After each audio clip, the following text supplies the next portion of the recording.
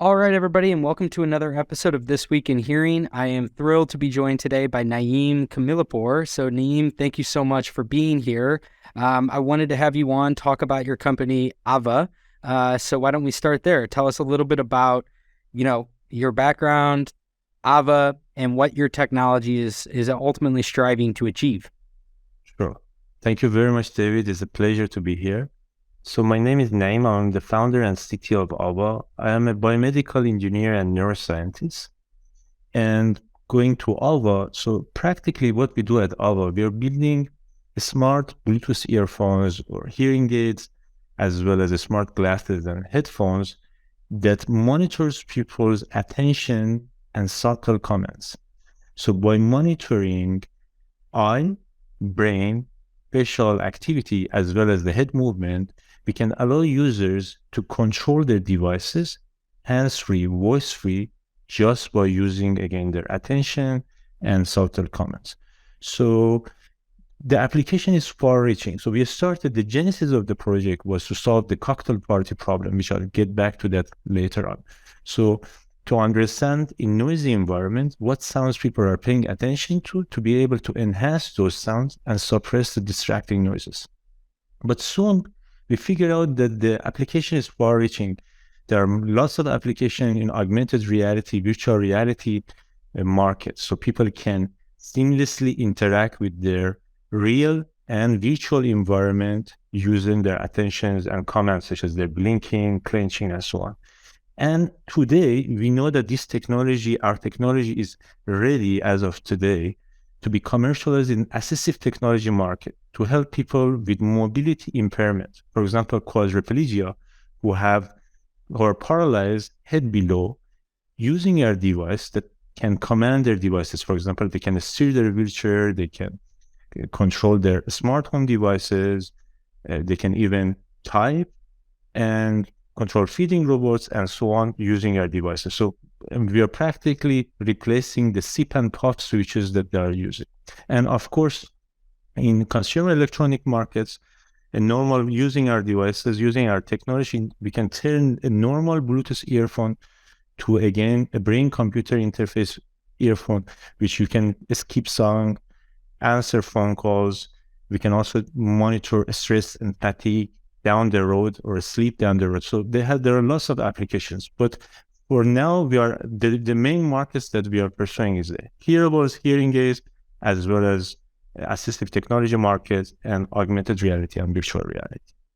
Yeah, I mean, when I first started to learn about your company, it just was, at a high level, it's really interesting, all the different applications, like you just mentioned, that you can do with this. But obviously, this being This Week in Hearing, the one that I really glommed onto was kind of the way in which your technology takes a novel approach at potentially solving, the holy grail of hearing healthcare, which is the cocktail party, right? This idea that when you're it's a totally different ballgame when you're in a quiet setting, in the way in which your hearing aids or your, hearables are performing.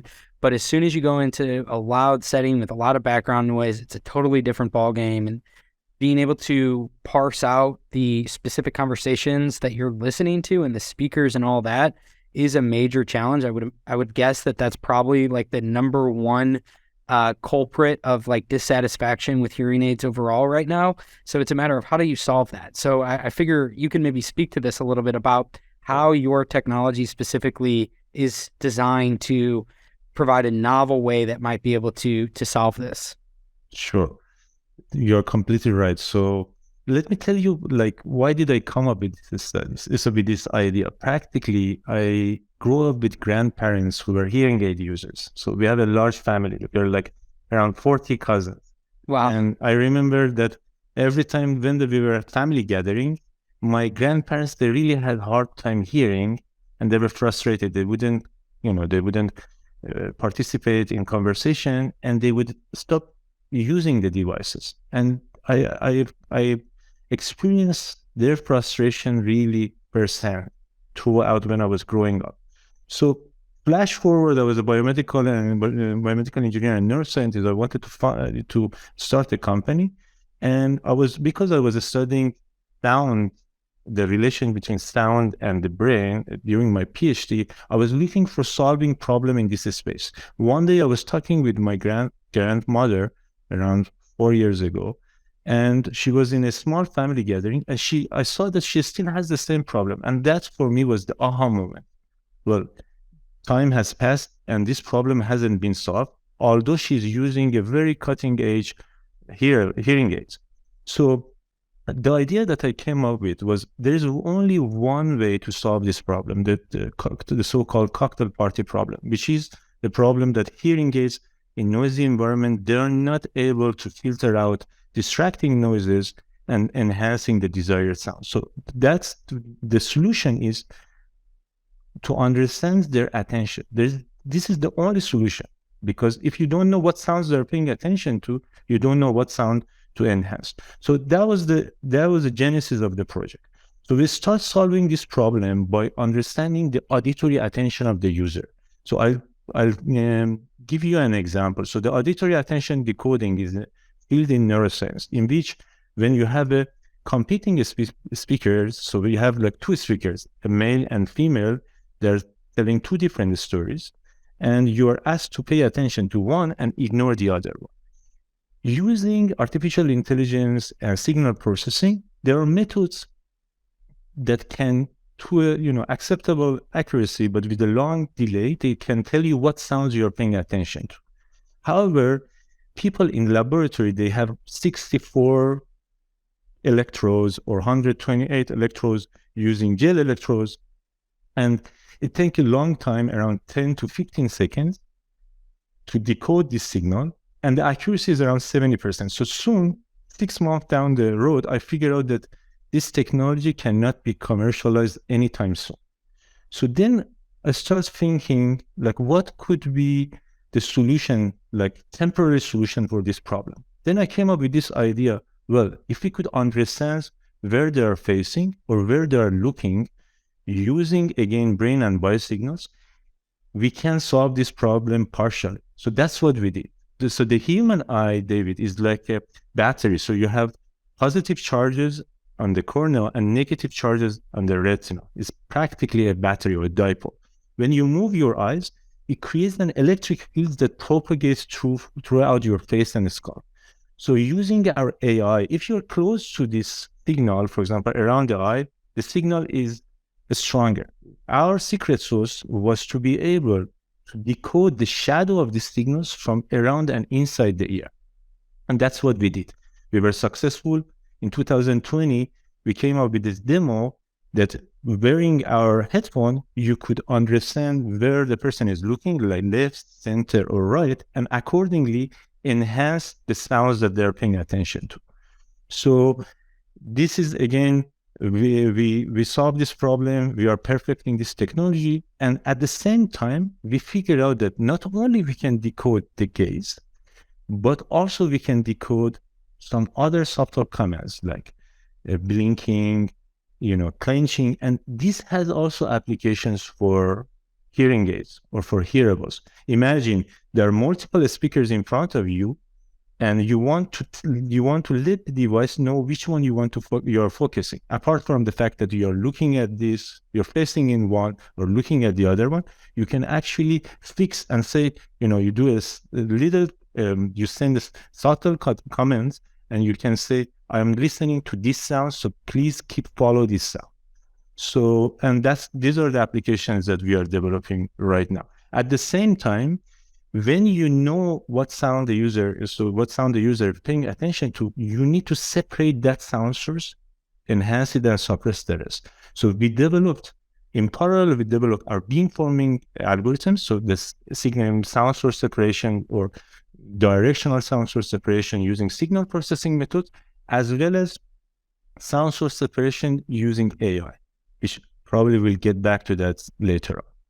Yeah, I mean, just to pull up here for a second, just so I make sure I'm following along.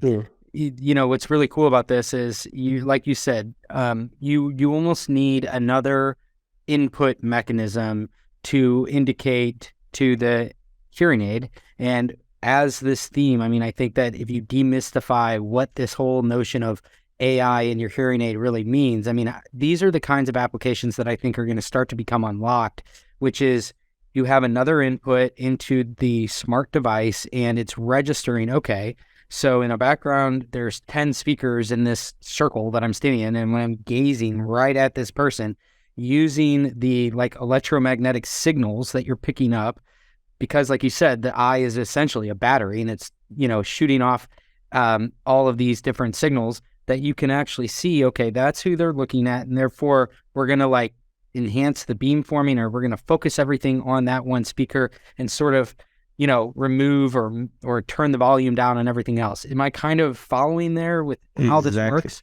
Exactly. So as you mentioned, solving the cocktail party problem is the holy grail of this hearing industry right now.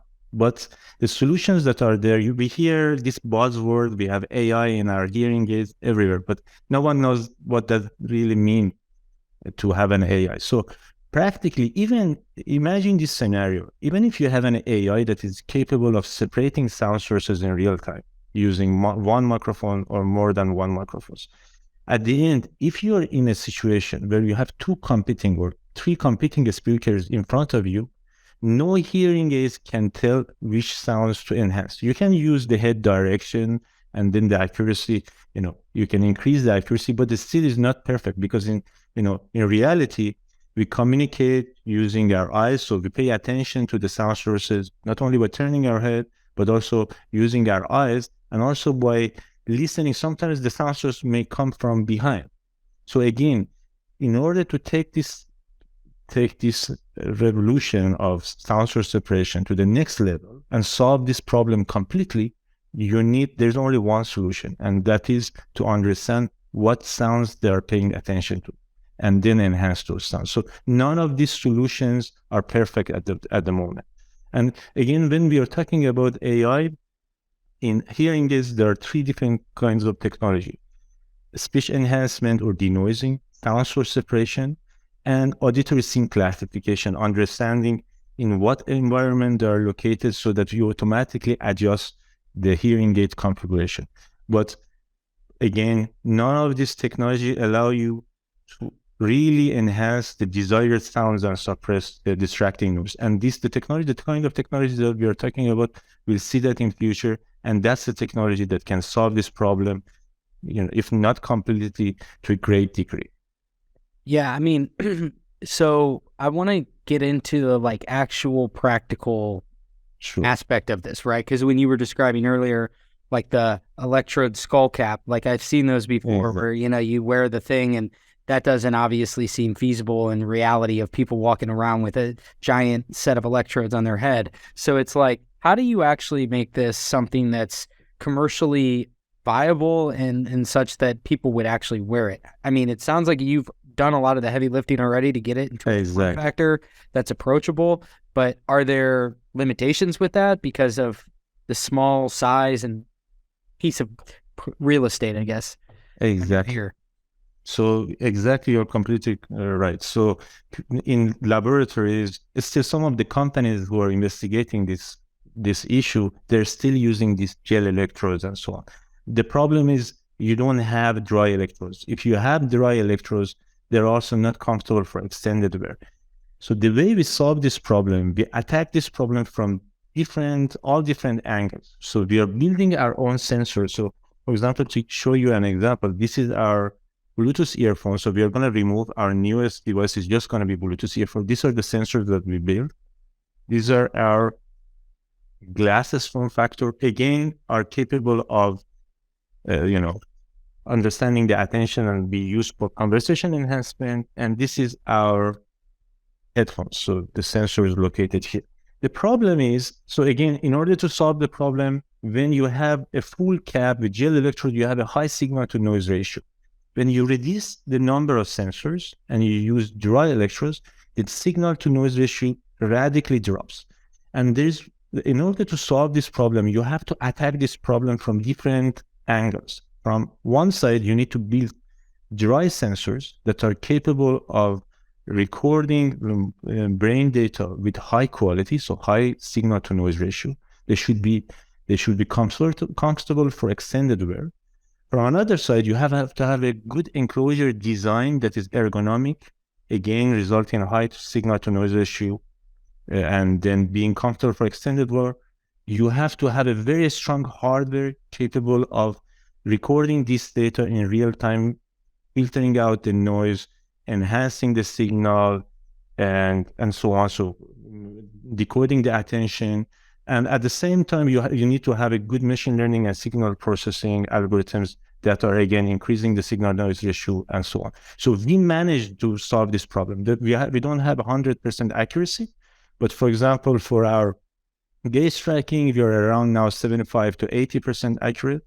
And for some other applications, such as just facial gestures, the accuracy is higher. And so we are on our way, and we just see the progress. Every day, the models are improving, and we know that at some point, this would be ready for commercialization. Again, as of today, decoding the facial gestures, understanding where the head is facing, the technology is in a place where we can commercialize it today. Also, our sound source separation and beamforming as well. So they're ready to be commercialized. Okay, interesting. So, how do you see that working? I mean, would this be something where you would license your technology? Would you actually be coming to market with your own hardware? How does this become, something where we actually are starting to see this in the market? That's a great question. So our business model is practically business to business or business to consumer. So we are trying to license this technology to OEMs, to hearing aid manufacturers, hearable manufacturers, headphone manufacturers, augmented reality, virtual reality manufacturers, and they are interested. They have reached out to us and they are interested. However, at the same time, while we are trying to license this technology to them, we dissected many devices, all the way from hearing aids to hearables, and we studied their hardware components, and we built our hardware to be compatible with all of these existing hardwares available. And the hardware we are building, so this is the newest one that we have, very miniaturized. So we are further miniaturizing this to this size.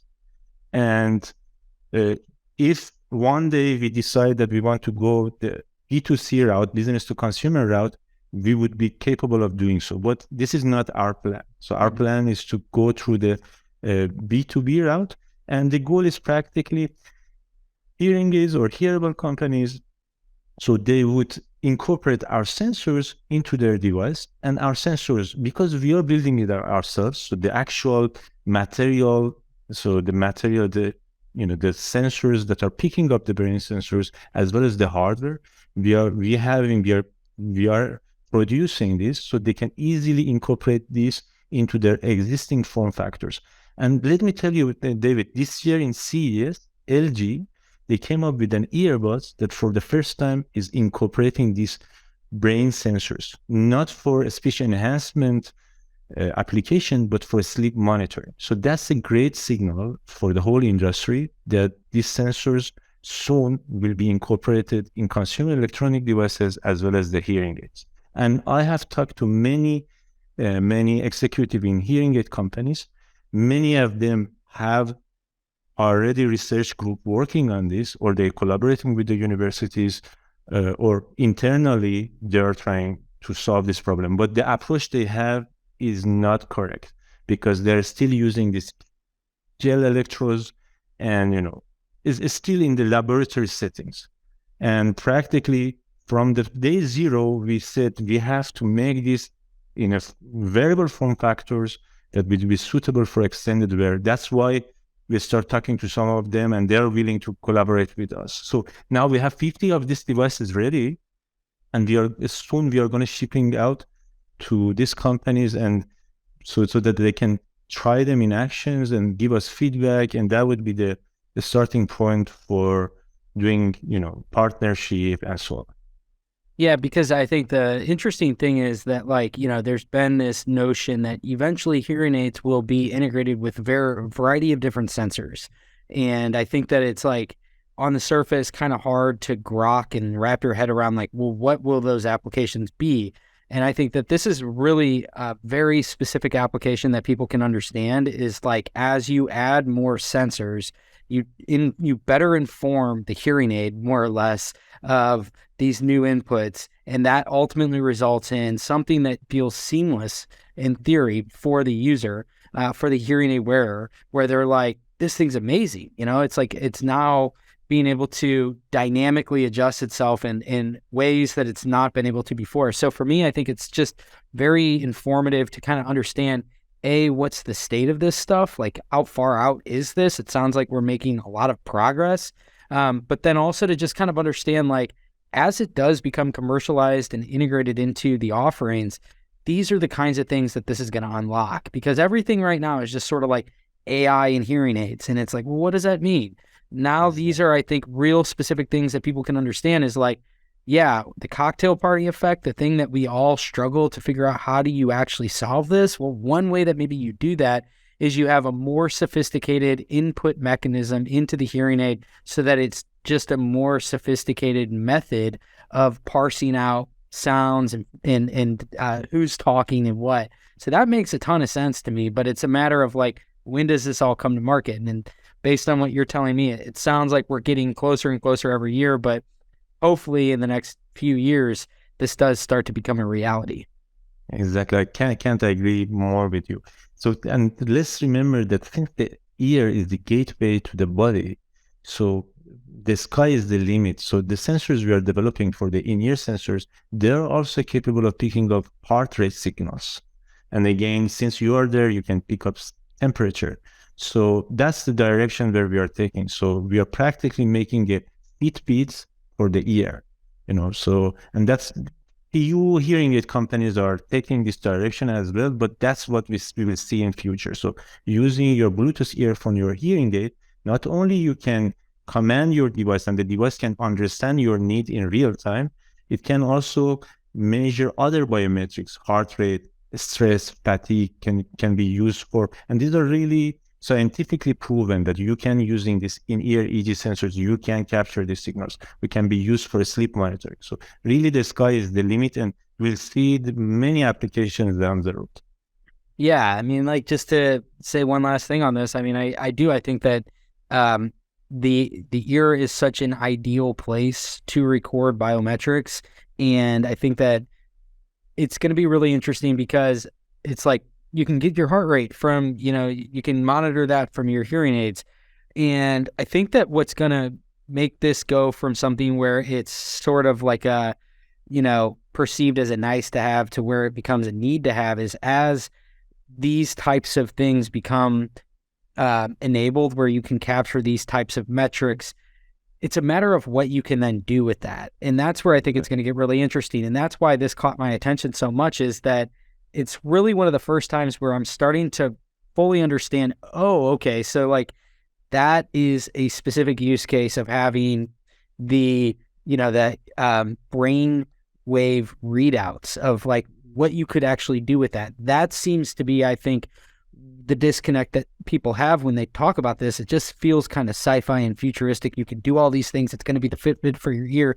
But when you start to ground it in real applications that people encounter on a day-to-day basis that are challenging, and you can speak to how these things can be used to solve those, that's when things start to get really exciting. And I think that's the difference between speaking at it from a high level and then actually getting into specifics of this is what that would actually mean. So I really appreciate you coming on and talking through what exactly this would mean as these kinds of functions and capabilities do become enabled in the next few years, as the miniaturization of these sensors continues to move in the direction where they can be fit on something like a hearing aid.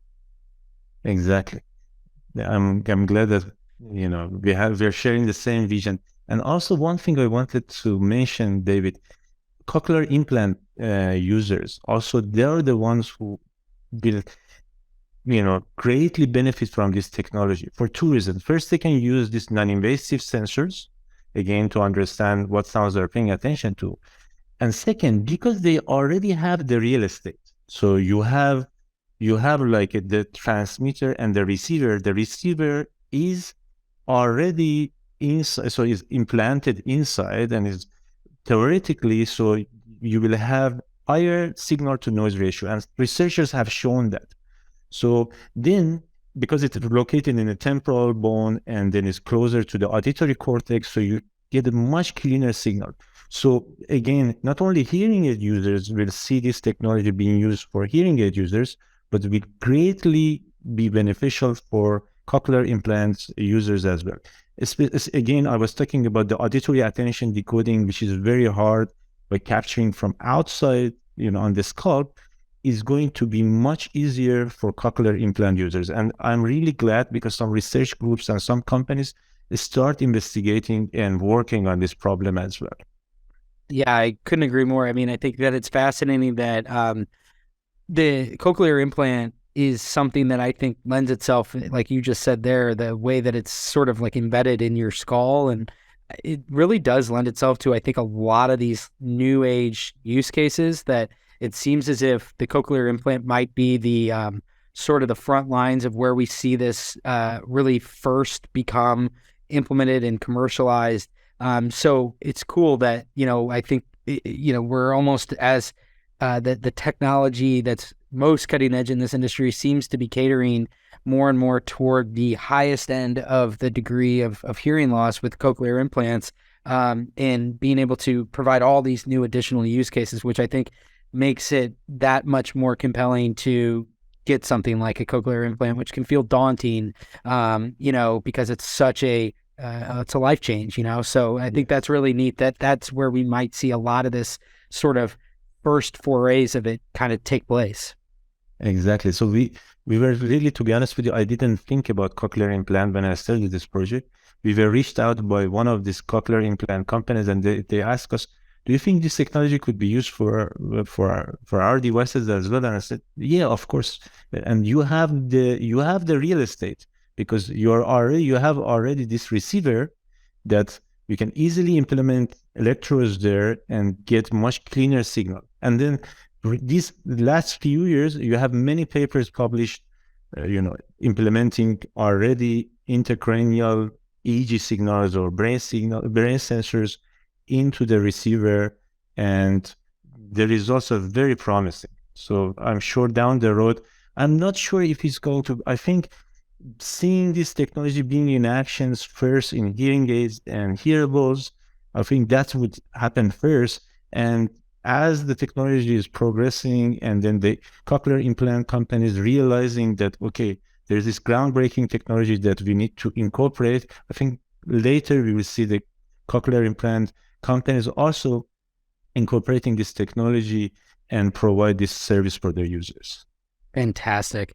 Well, thank you so much, Naeem, for coming on today. I really enjoyed this conversation, and I'm excited to learn more about your company, about AAVAA, and watch it kind of come to market. So appreciate you. Thank you very much. And I appreciate everybody who tuned in here to the end. We will chat with you next time.